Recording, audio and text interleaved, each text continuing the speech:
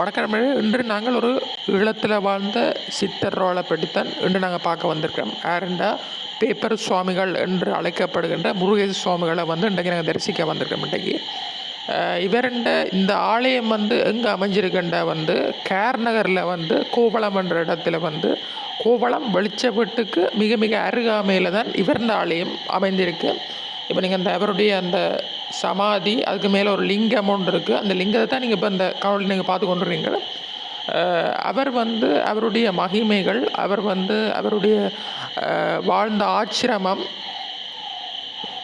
மற்றும் அவருடைய வாழ்க்கையில் நடந்த விடயங்கள், அவருடைய பல்வேறுபட்ட மகிமைகளை இந்த காணொலியில் நீங்கள் பார்க்க போகிறீங்க. அதனால் நீங்கள் இந்த காணொலியில் பார்க்குற ஒவ்வொரு செகண்ட்ஸும் உங்களுக்கு வேல்யூபிளான செகண்ட்ஸாக இருக்க போகுது. அதனால் எல்லோரும் ஸ்கிப் பண்ணாமல் ஃபுல்லாக பாருங்க. இந்த பேப்பர் சுவாமிகள் இவர் இங்கே இவர் ஒரு தன்னுடைய இல்லற கடமைகளை முடிச்சுட்டு இவர் முக்கியமாக சொல்ல மாட்டால் இவர் ஒரு ஆங்கில பத்திரிகையில் ஒரு வேலை செஞ்சவர்.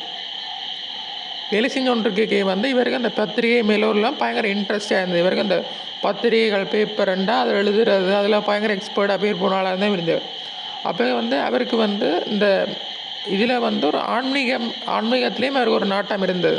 அப்போ அந்த ஆன்மீகத்தால் அவர் இந்த செய்திகளை முன்கூட்டியே சொல்கிறது, அப்படி சில விஷயங்கள் அதிசயங்களை அவர் செஞ்சு கொண்டு வருகிறார். அதுபோல தான் காந்தியடிகள் இறக்க போகிறார் என்ற செய்தியை அவர் முன்கூட்டியே அதை கணித்து அதை போஸ்ட் கார்டில் டெல்லிக்கு அனுப்பினவர்.